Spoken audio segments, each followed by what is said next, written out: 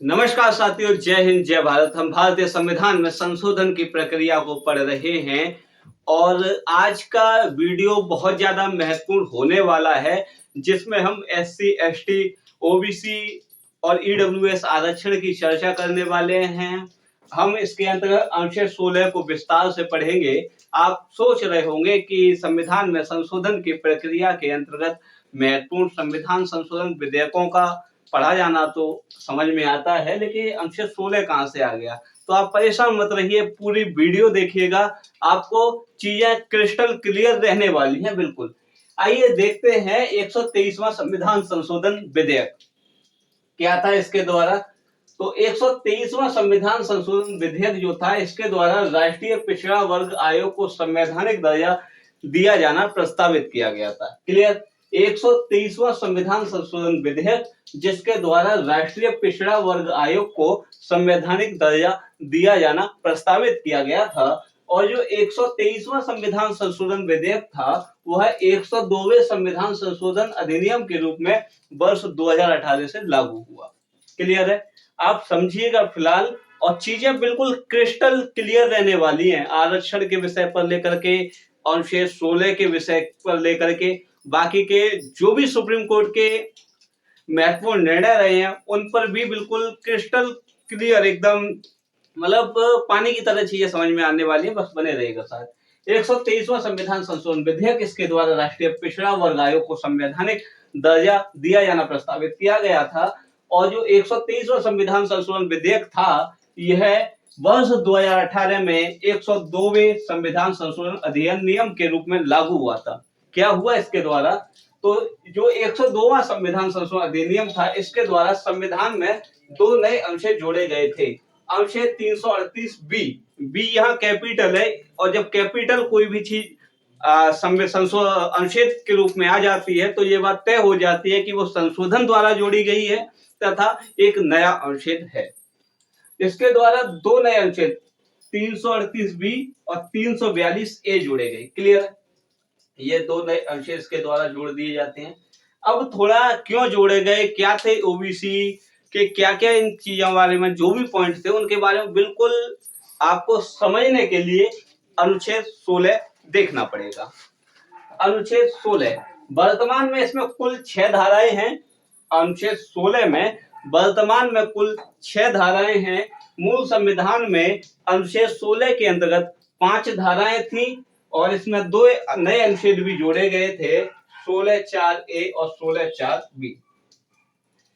एक और पॉइंट याद रखिएगा कि हमें मौलिक अधिकार बहुत सारे प्राप्त हैं। कुछ मौलिक अधिकार सभी लोगों को प्राप्त हैं, चाहे वो भारत का नागरिक हो या नहीं हो, और कुछ मौलिक अधिकार ऐसे हैं जो केवल भारतीय नागरिकों को प्राप्त हैं। उसी में से एक अनुच्छेद 16 है जो केवल भारतीय नागरिकों को प्राप्त है। क्लियर है।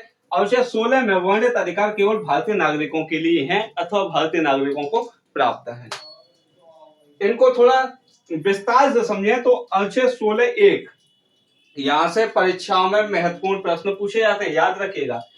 अनुच्छेद 16(1) कहता है कि सभी नागरिकों को लोक नियोजन प्राप्त करने का समान अवसर होगा। अनुच्छेद 16(1) के बाद आता है अनुच्छेद 16(2). अनुच्छेद 16(1) क्या कहता है कि सभी नागरिकों को लोक नियोजन प्राप्त करने का समान अवसर होगा। अनुच्छेद 16(2) राज्य किसी भी नागरिक के साथ लोक नियोजन में, राज्य किसी भी नागरिक के साथ लोक नियोजन में धर्म, मूल वंश, जाति, लिंग, उद्भव, जन्म स्थान एवं निवास स्थान के मामले में कोई भेदभाव नहीं करेगा। अर्थात राज्य किसी भी नागरिक के साथ लोक नियोजन में धर्म, मूलवंश, जाति, लिंग, उद्भव, जन्म स्थान एवं निवास स्थान के आधार पर लोक नियोजन के मामले में कोई भेदभाव नहीं करेगा। जो आपकी धारा 2 है, अर्थात अनुच्छेद 16 की जो धारा 2 है, या ये कह सकते हैं कि अनुच्छेद 16(2) है, उसमें कुल 7 आधार दिए हैं। उन 7 आधारों के आधार पर लोक नियोजन अर्थात सरकारी नौकरियां, या जहां भी राज्य अपना रोजगार उपलब्ध करा रहा है, वहां उन मामलों में आपसे भेदभाव नहीं किया जा सकता है। ध्यान रखना, ये 7 का क्रम याद रखिएगा, और 7 का क्रम जो है वो यही है कि धर्म, मूलवंश, जाति, लिंग, उद्भव, जन्म स्थान और निवास स्थान। धर्म आप किसी भी धर्म के हो सकते हो। मूलवंश आप किसी भी मतलब प्रजाति के रह सकते हैं, आपकी कोई भी जाति हो सकती है, कुछ भी लिंग हो सकता है, कहीं भी जन्म लिया हो, कुल मिलाकर आपसे कोई भेदभाव नहीं किया जाएगा। लेकिन ध्यान रखना यह केवल भारतीय नागरिकों के लिए है। आइए अनुच्छेद 16(3) को देखते हैं, धारा 3 को देखते हैं जो अनुच्छेद 16 की है। संसद विधि बनाकर, भाई सबसे पहले तो अधिकार किसको दिया हुआ है? संसद को। सबसे पहले अधिकार किसको है? संसद को ही दिया हुआ है, इस बात को याद रखिएगा। संसद विधि बनाकर निवास स्थान के आधार पर लोक नियोजन में प्राथमिकता दे सकती है। प्राथमिकता किस पर दी जाएगी? निवास स्थान के आधार पर। अनुच्छेद कौन सा है? 16(3). अधिकार किसको है प्राथमिकता देने का? संसद को। किसके द्वारा? कानून द्वारा। क्लियर है जी। इसके दो उदाहरण देख लेते हैं। हम देखते हैं कि कई बार एसएससी, जीडी या तमाम तरह की भर्तियां निकलती हैं, वहां पर कुछ विशेष क्षेत्रों की जो निवासी होते हैं उनके लिए मेरिट बहुत कम जाती है। वो दरअसल इसी अनुच्छेद 16(3) के आधार पर होता है। क्या है कि नक्सली क्षेत्रों में मेरिट का कम होना। दूसरा एक और देख लेते हैं उदाहरण। 98वें संविधान संशोधन अधिनियम पढ़ाया है ये आपको। 98वें संविधान संशोधन अधिनियम जो कि 118वां संविधान संशोधन विधेयक था के द्वारा कर्नाटक राज्य के कर्नाटक हैदराबाद क्षेत्र, यानी कर्नाटक राज्य में कर्नाटक का ही क्षेत्र है, कर्नाटक हैदराबाद क्षेत्र के लिए विशेष प्रावधान किए गए हैं। और उसके द्वारा राज्य जो कर्नाटक के राज्यपाल हैं उनको वहां के लिए विशेष प्रावधान कर दिए हैं कि भाई तुम यहाँ के क्षेत्रों को, यहाँ के क्षेत्र के जो निवासी हैं उनको लोक नियोजन में छूट दे सकते हैं। और इसके लिए संविधान में एक नया अनुच्छेद जोड़ा गया 371J। प्रश्न भी पूछ लिया था 371J किससे संबंधित है? तो कर्नाटक राज्य से संबंधित है। क्लियर। आगे देख लेते हैं अनुच्छेद 16(4). ये महत्वपूर्ण अनुच्छेद है भाई, इसको ध्यान रखना। राज्य सामाजिक एवं शैक्षिक दृष्टि से पिछड़े हुए नागरिकों तथा अनुसूचित जाति एवं अनुसूचित जनजाति के ऐसे नागरिकों जिनका पर्याप्त प्रतिनिधित्व नहीं है उनके लिए लोक नियोजन में आरक्षण का प्रावधान किया जा सकेगा। फिर ध्यान दीजिएगा, राज्य सामाजिक एवं शैक्षिक दृष्टि से पिछड़े हुए नागरिकों तथा अनुसूचित जाति एवं अनुसूचित जनजाति के ऐसे नागरिकों जिनका पर्याप्त प्रतिनिधित्व नहीं है उनके लिए लोक नियोजन में आरक्षण का प्रावधान कर सकेगा। इसका यह है कि देश के ऐसे नागरिक जो सामाजिक दृष्टि से जिनके साथ पहले भेदभाव रहा है उनके लिए आरक्षण का प्रावधान कर सकेगा यदि उनका पर्याप्त प्रतिनिधित्व नहीं हो। पर्याप्त प्रतिनिधित्व का मतलब होता है जिसकी जितनी संख्या उसकी उतनी हिस्सेदारी। मान लीजिएगा जिसकी जितनी संख्या है, क्या उतने लोग उस जाति के, उस विशेष पर्टिकुलर मतलब रेसेस के, क्या उतने लोग लोक नियोजन में आ चुके हैं या नहीं। तो इसी आधार पर अनुसूचित जाति एससी और अनुसूचित जनजाति एसटी के लोगों को आरक्षण दिया गया है क्योंकि उनका अभी तक वहां पर्याप्त प्रतिनिधित्व नहीं हुआ है। क्लियर है। पर्याप्त प्रतिनिधित्व, जिनकी जितनी जनसंख्या उतना ही उनका लोक नियोजन में प्रतिनिधित्व होना चाहिए। और 117वां संविधान संशोधन विधेयक जो कि 2017 में राज्यसभा में लाया गया था, इसके द्वारा अनुच्छेद 16(4) में उल्लेखित आपका पर्याप्त प्रतिनिधित्व शब्द हटाना प्रस्तावित किया गया है। यह राज्यसभा में लाया गया है, हालांकि अभी तक पारित नहीं हुआ है, लेकिन बिल जो विधेयक है 117वां ये जीवित है। जब पास हो जाएगा तो ये लागू भी कर दिया जाएगा। इसको ध्यान रखिएगा भाई। अनुसूचित जाति एवं जनजाति को संविधान के लागू होने के समय से ही आरक्षण प्राप्त है। अब थोड़ा यहाँ समझना चाहिए हमें अनुच्छेद 340।